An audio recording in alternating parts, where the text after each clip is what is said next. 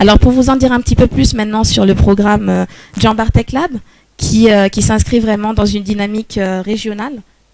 Alors Jambar Tech Lab, qu'est-ce que c'est exactement ? Donc c'est un hub régional pour les meilleurs produits et les meilleurs entrepreneurs qui s'activent dans le digital. Les objectifs principaux du programme, ça va être d'une part de pouvoir sélectionner et de pouvoir exposer ce qu'on appelle la nouvelle élite d'entrepreneurs tech africains.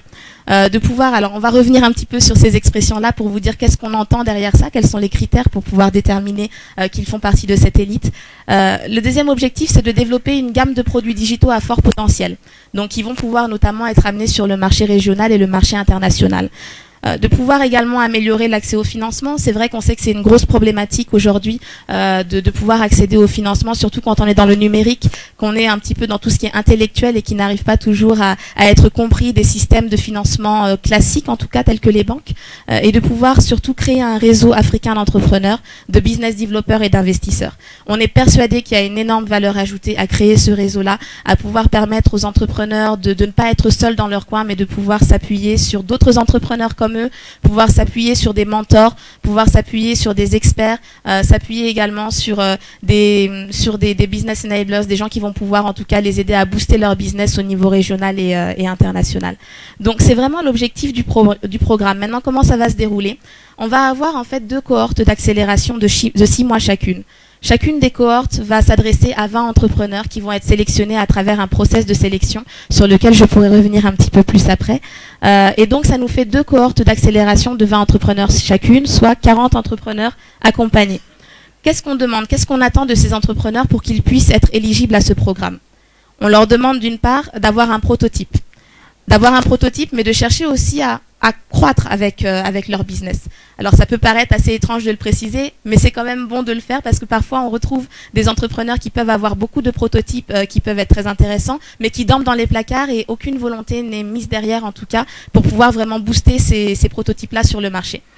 Ensuite, c'est de pouvoir aussi scaler, donc voir comment est-ce qu'on peut répliquer le prototype, répliquer la solution à un niveau vraiment africain. Alors on est d'abord sur du régional, c'est vrai, mais on voit grand. L'idée c'est de se dire que les entrepreneurs qu'on va pouvoir avoir ici dans le programme, on espère qu'ils seront pris ensuite dans le programme panafricain. Donc il faut déjà que dès le départ, on ait des standards assez élevés.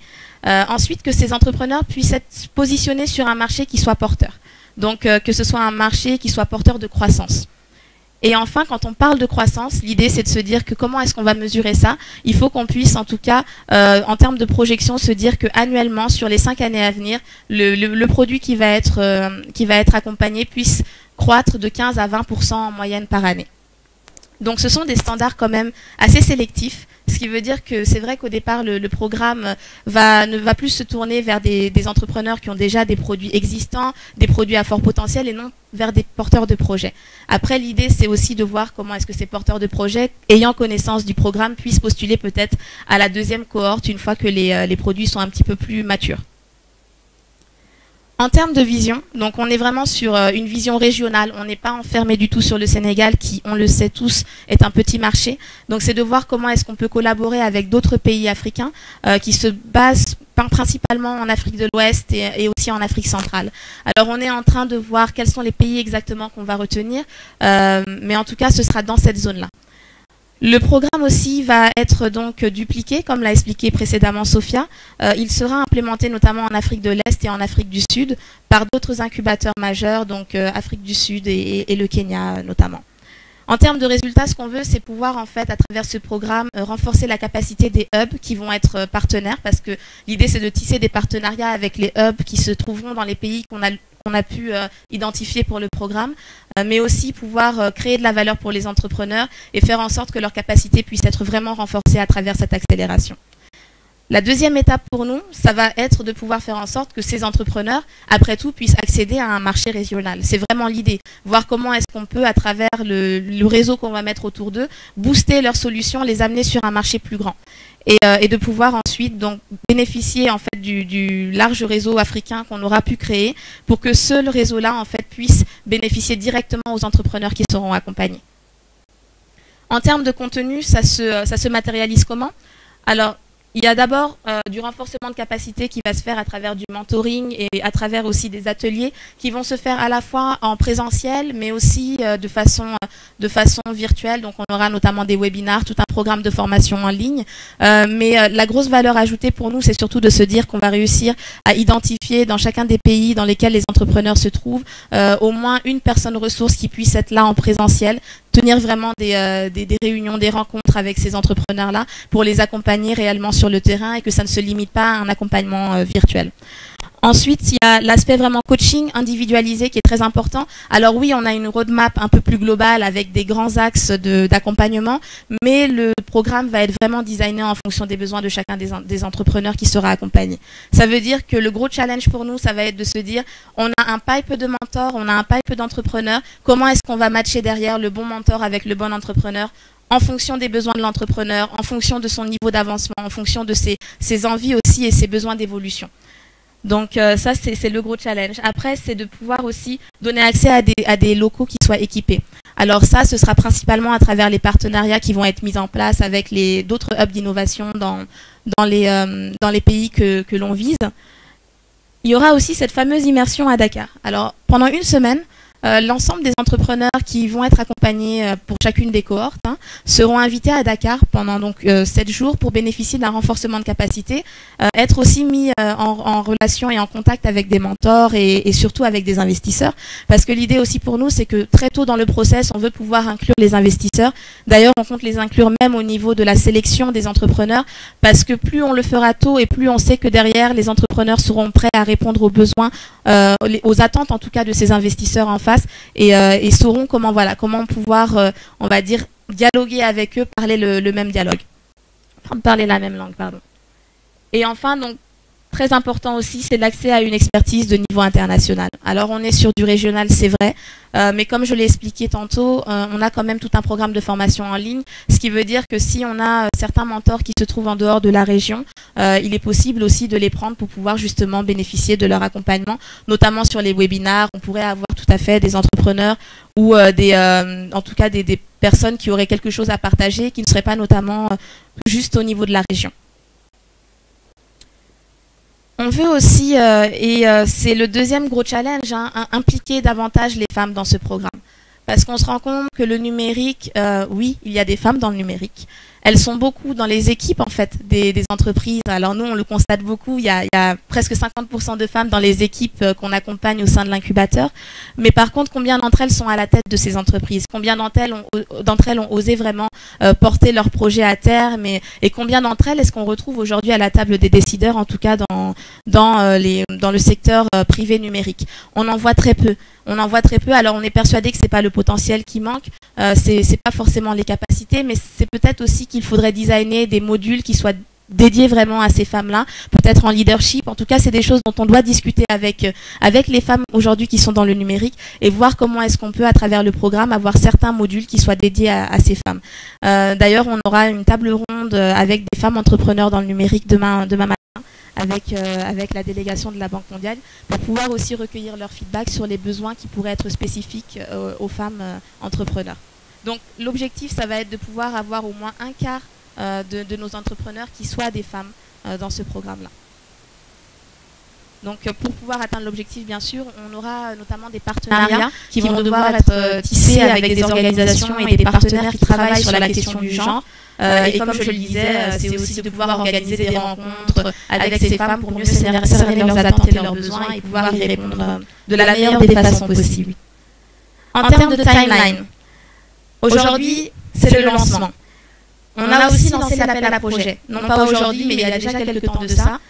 On le lance, on va dire officiellement aujourd'hui. Il est ouvert jusqu'au 15 décembre. Si parmi vous, certains ont des produits digitaux et qu'ils pensent que ces produits digitaux aujourd'hui répondent à un réel besoin sur le marché, qu'ils veulent vraiment amener ces produits digitaux à un level au-dessus, pouvoir les amener dans d'autres pays, pouvoir vraiment aller à un niveau régional, ils sont les bienvenus pour candidater au programme. Je pourrais après vous en dire un petit peu plus sur le mode de candidature. Du 15 décembre à la fin janvier, on va procéder à la sélection des projets et également à la sélection des hubs partenaires qu'on va avec nous impliquer sur ce programme-là. Comme je le disais, on va mettre en place un comité qui va être composé notamment aussi d'investisseurs pour pouvoir être sûr qu'en termes d'intégration après des marchés, ce sera plus simple avec l'ouverture de capital facilité parce qu'on aura déjà eu cette discussion avec les personnes concernées. Au mois de février, le 1er février, on lancera officiellement donc, le programme avec la première cohorte accompagnée, donc les 20 entrepreneurs choisis. Et ensuite, donc, jusqu'à la fin mars, on aura en fait une immersion, donc l'immersion dont je parlais tantôt, l'immersion à Dakar avec un bootcamp qui va réunir notamment des investisseurs et des experts. En avril, l'accélération va se poursuivre et elle va se poursuivre en fait jusqu'au mois de juillet où aura lieu le démo day de restitution. Donc ce sera l'occasion de réunir à nouveau tous les entrepreneurs du programme, leur permettre de montrer ce qu'ils ont pu faire en 6 mois d'accélération, mais aussi de pouvoir pitcher devant des investisseurs potentiels et d'aller maintenant au next step avec ces investisseurs, on l'espère en tout cas. Alors pour l'immersion à Dakar, on en a parlé brièvement, mais pour vous donner un petit peu plus une idée de ce qu'on va faire concrètement en termes d'activité, ça va être principalement des réunions individualisées avec l'équipe de CETIC Dakar, mais aussi avec les hubs partenaires du programme. On aura aussi donc des réunions avec les mentors, des formations notamment sur l'accès au financement. C'est vrai qu'on met vraiment un point d'honneur à mettre l'accent sur l'accès au financement parce que pour nous c'est vraiment une problématique à laquelle on doit s'adresser aujourd'hui avec les entrepreneurs qu'on va accompagner. Il faut qu'on leur permette de pouvoir accéder à ces financements, de pouvoir intéresser les investisseurs et de pouvoir aller plus loin dans ce qu'ils font déjà. Il y a aussi tout ce qui va être session de créativité, networking, très important, pouvoir faire en sorte que les entrepreneurs networkent entre eux, mais aussi avec d'autres entrepreneurs et d'autres maillons de l'écosystème. Et on aura un événement public donc à la fin de la semaine de formation qui permettra notamment aux startups de se présenter au public, mais également qui permettra donc aux partenaires et aux sponsors de revenir un petit peu sur les raisons pour lesquelles ils accompagnent ce projet au niveau régional. On aura notamment un panel sur les modèles et les tendances digitales et le fameux cocktail de réseautage qui permet toujours d'avoir un peu plus de monde sur ces événements à intéresser. Alors, comment est-ce qu'on fait pour postuler? Comment est-ce qu'on fait pour suivre le programme? Pour postuler, vous allez sur le site www.jeanbarteclab.com. Vous avez un onglet qui est très visible sur lequel il est écrit postuler et ensuite vous avez accès à un formulaire, donc on vous demande s'il vous plaît de remplir chacun des items. C'est vrai que ça peut prendre un peu de temps, mais on a besoin d'avoir toutes ces informations là pour être sûr en tout cas de pouvoir au moins faire le premier screening de la meilleure des façons qui soit avec un maximum d'éléments. Après on peut aussi suivre le programme sur les réseaux sociaux. On est déjà sur Facebook avec la page Jean Bartek Lab, donc je vous invite à la rejoindre. Et on est également donc, sur Twitter, comme vous le voyez aujourd'hui, on est sur Twitter avec un hashtag dédié, Jean Bar Lab. Donc voilà un petit peu pour le programme en soi. Maintenant, vous parlez aussi des partenaires. C'est vrai qu'on a de très bons partenaires sur ce programme qui vont vraiment pouvoir nous accompagner, notamment à donner plus de visibilité aux entrepreneurs qui vont être accompagnés. Donc on a bien sûr l'appui de InfoDev qui est un programme du groupe de la Banque mondiale qui appuie les incubateurs de façon directe et ces incubateurs ensuite créent de la valeur en accompagnant des entrepreneurs qui souhaitent en tout cas impacter leur société et qui souhaitent contribuer vraiment à l'essor de leurs économies. On a également le ministère des Affaires étrangères de Finlande. Vous trouvez le logo Formin Finland sur la droite.